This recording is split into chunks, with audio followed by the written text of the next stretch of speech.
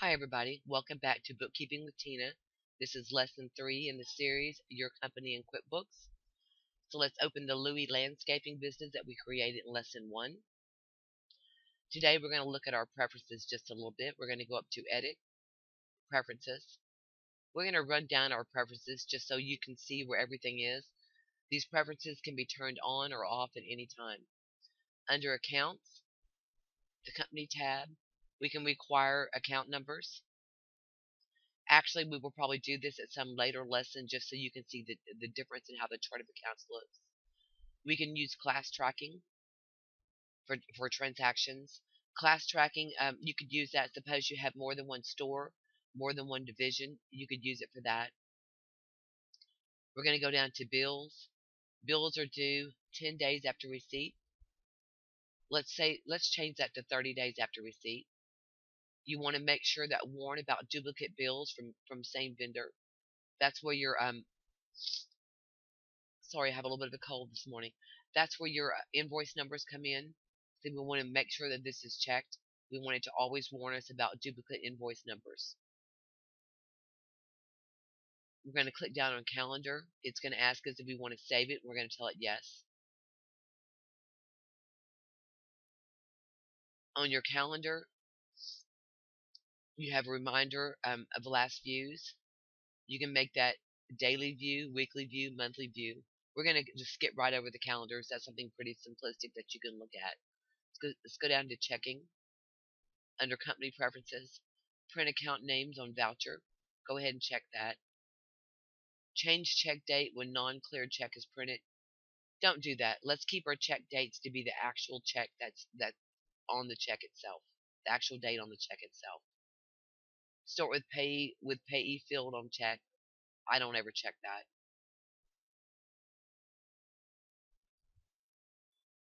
Let's move down to the desktop view. Click yes to save it. On your desktop view, you can view sales receipts, invoices, statements and charges.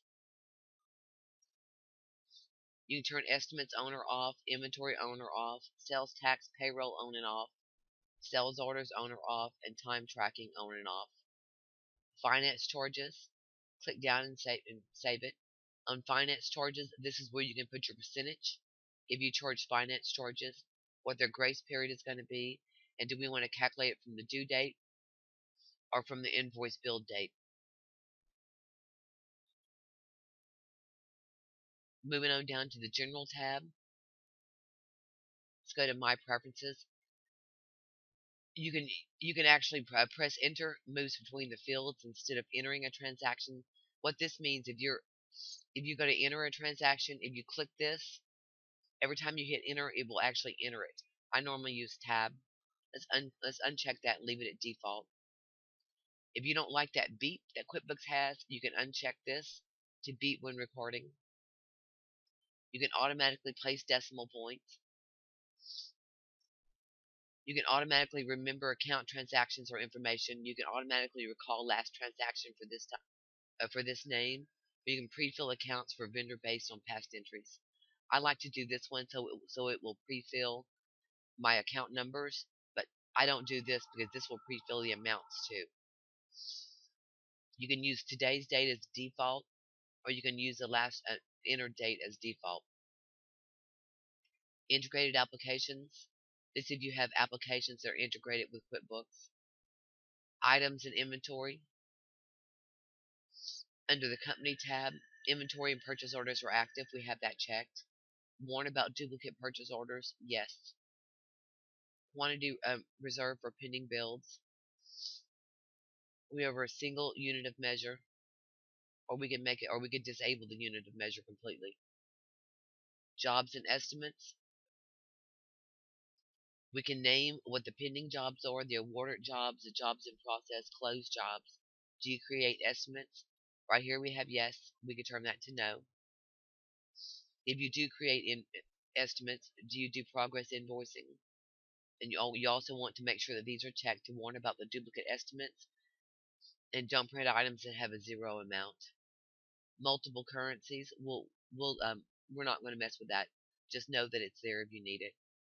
Under your payments, automatically apply payments, automatically calculate payments, and here you can use undeposited funds as a default deposit account.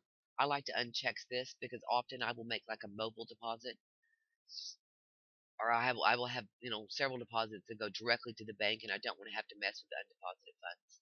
You do need to mess with the undeposited funds if it's more than one item. We talked about that a little bit in the last lesson. You can include an online payment link if you use one of the Intuit payment services. When you actually print your invoice, you can include that link on your invoice. You can also include it on printed invoices. You put your email address here. Enter the email address you use to sign into your payment network. You turn off or turn on your online payments here, like if you use the Intuit payment network or one of the other Intuit systems. Under play, click yes to save it. Under payroll and employees, we don't have payroll turned on in this module because it's a sample company, but it's one of our own making, so we don't have the ability to do payroll. So for any payroll any lessons for payroll, we will use one of the QuickBooks sample companies. Under reminders, you can have it remind you of checks to print, invoices, credit memos, all of these things. You can turn them on. You can show the list, or you can tell it not to remind you. Reports and graphs. I always like to go under preferences and reports and graphs. Always click prompt me to refresh. Refresh automatically or don't refresh. I like to click refresh automatically. So whenever I have a report open, if something changes, it automatically refreshes for me. Click over on this side. This is where you decide if you're accrual basis or cash basis. Often you will be cash basis if you have products. If you actually have inventory, you're going to be an accrual basis. Your aging reports are aged from the due date, aged from the transaction date. Under sales and custom, click yes. Under sales and customers, here under sales and customers, do click prompt for time cost to add.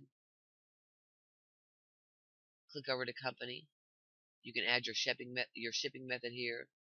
You can enable sales orders. You can warn about duplicate sales orders. Let's go ahead and enable these for now. You can also set your packing slip and your pick list. Let's go ahead and click to enable the collection center. Custom pricing. You can have enable custom prices or no custom prices. We're going to leave it on enabled. Down to the sales tax, click yes to save it. We've already been through our sales tax. We've set up a few items and we've set up a couple of group items. Most of that you'll leave it default. Let's go down to send forms. Here you have all of your basic invoices. You can change these to your estimates, your payment receipts. You can change your defaults here if you like to. Every time you send something, you can put a blind carbon copy to somebody else or to a different email address if you like to. Your service connection automatically connect, and just leave that at default. You actually have a tab for spelling. You can have it check these things before you send or save. You have your taxable 1099 on company preferences. Almost always this is going to be turned on. Later on we will map the accounts, and you have your time and expenses. Do you track time? Yes. Mark all time entries as billable. Go down here and click create invoices from a list of time and expenses. And let's go ahead and track reimbursed expenses as income. We have our default markup percentage at 50%. We have that to product sales. Click OK. Let's open our customer tab now. Let's go to our customer center. Let's double click on the Acme Corporation. Let's go down to the sales tax. I want to make sure that y'all are really clear. This is where you're going to set your sales tax group for your customers. You're not going to choose a sales tax item unless for some reason maybe all you have is state, or maybe all you're going to have is just one particular item. Normally, you're going to set up a sales tax group, and this is what you're going to use for your invoices. So in this one, we have the Texas San Antonio Bexar County Sales Tax Group that we chose, and that one's right. Click on the John Deere Company down to sales tax. Let's make sure that we have this group set up. We said that all he had was the Texas and the Bexar County, not the city tax. So that's correct for that customer. Tell it okay. And then on the overhead job cost that we have, of course, we're going to have no tax on that. Some of you will set up an overhead, some of you will not. I like to actually track my overhead costs. Let's close that. Let's get into our vendors now. Our vendor center. Let's click on the ABC company. Let's go down through these and make sure these are set up the way they ought to be. Our payment settings. We have net 30 days with them. Our tax setting. Vendor is eligible for a 1099. ABC Supply Company is not, because they do not provide services for us. They provide products to us. Remember, we bought fertilizer through them. Account settings, we had set up the materials cost. Additional information, we just set them as suppliers. Home Depot was very basic. We don't have an address or anything in there because we just go to Home Depot and buy. Doesn't have any tax settings. John Pelkin, payment settings is due on receipt. Tax settings is yes, he is eligible for a 1099. Account settings, we put him to subcontracted services. Texas Comptroller, this is an agency, and most of the time we're going to pay these online. If for some reason we're going to write them a check and mail that check in, then we need to have their address here, of course. Go down to the tax settings. Of course, they're not 1099able. And under the vendor type, we could actually put them as a tax agency if we liked. And tell it okay. Under Walmart, they're going to be very basic, same thing. No 1099. We don't put it. We have chosen not to put an account here because Walmart could be supplies. Walmart could be some type of a non-inventory part that we bought. It could be a million different things, so we don't want to set it to an account there. Under vendor type, we've chosen to leave that blank also. Okay, so that is our customers and that is our vendors. Let's go back to our home tab over here on the right. Again, if it's not open, click this little arrow, click on home. We can also go up here and do purchase orders from here. We can enter our time from here. What I want to work on today, I want to show you how for a sole proprietorship you can keep track of your own time. If you're the owner, you don't have, you are not paying yourself a payroll check.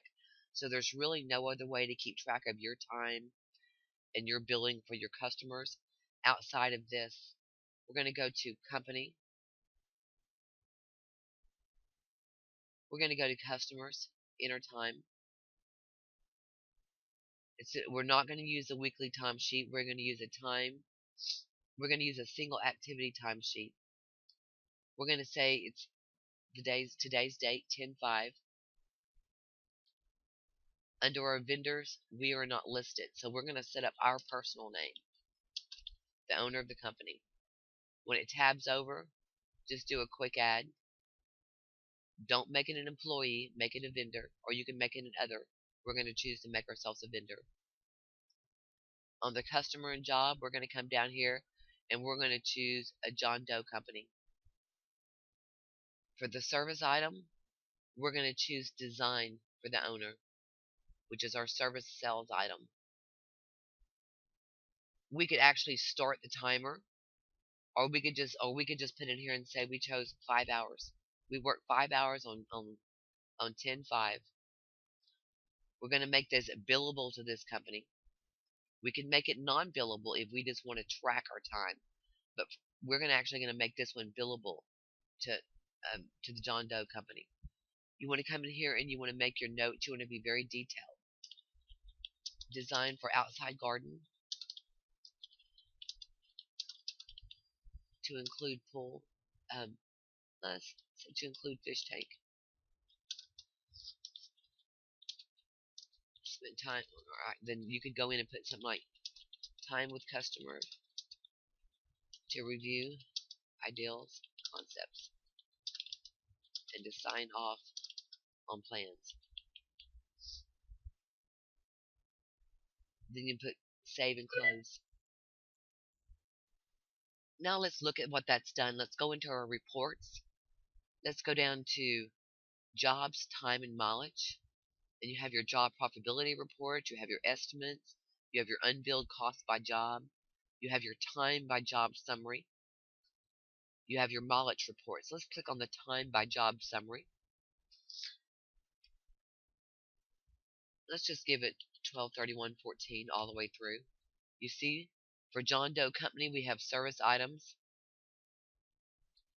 If we wanted to expand this report, we could go into customize report.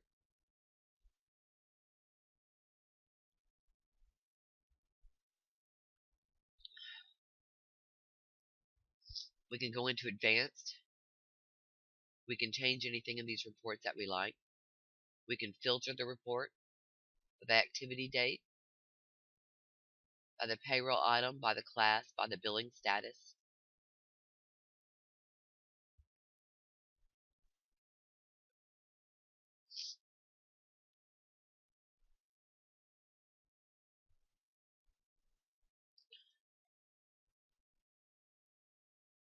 Okay, so right here we have our service item. We have the time that we entered. We can drill right down to it by clicking on it. There's our 5 hours with our detailed, and we've marked it as billable. Let's go back into customize report.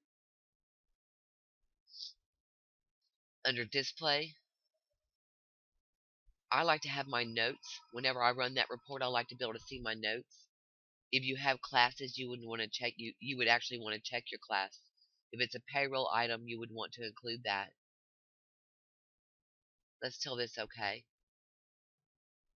Now you see how our report has changed. Now we actually have our notes. We can grab this and slide this over to see more of our notes, or we can double click on that again to bring it up. I like to take this and I like to memorize this report. So next time I want to get into this report and my notes are there, I don't have to customize it again. So we're going to go ahead and hit memorize. Time by job with notes. We're going to save it in the memorize reports under accountant and tell it okay. Now if we want to see that same report again, if we want it to have our notes, instead of going into reports, job time and mileage, time by job summary, we would go into reports, memorized reports, and under accountant where we saved it. And there it is. Our time by job detail with notes. And we would run that and we would just change our dates. Let's close that out. Now we're going to bill our customer for that. Let's go into our customers, create invoices. Let's pick out the John Doe Company. This is automatically going to pop up to choose our billable time. Notice this time we are under our time tab and we have the 5 hours. Our rate, which we had set that service item rate up at $75. We're going to choose that. And we're going to, and note down here we can print the selected time and cost as one item. If we had 5 or 10 or 20 varied time things for this one client, we could choose this and print all of these as one item. But we're going to detail it on the invoice right now. So click OK.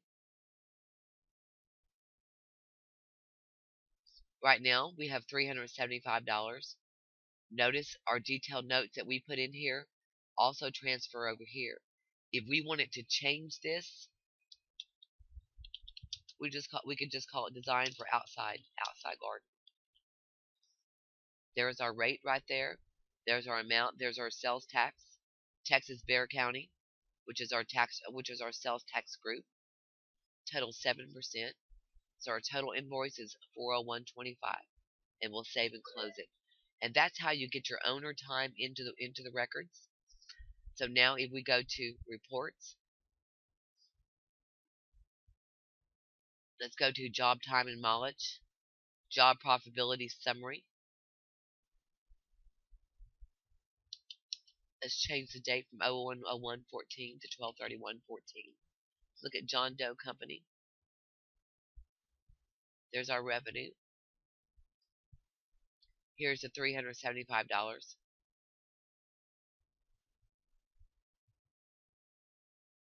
Notice under our expense, we have nothing for our expense because owner time doesn't really have any expense. If you had picked up some items or some materials and included it in that invoice, then the cost would have showed here. But here that is strictly income. Okay, I think that's it for lesson 3. Thank you.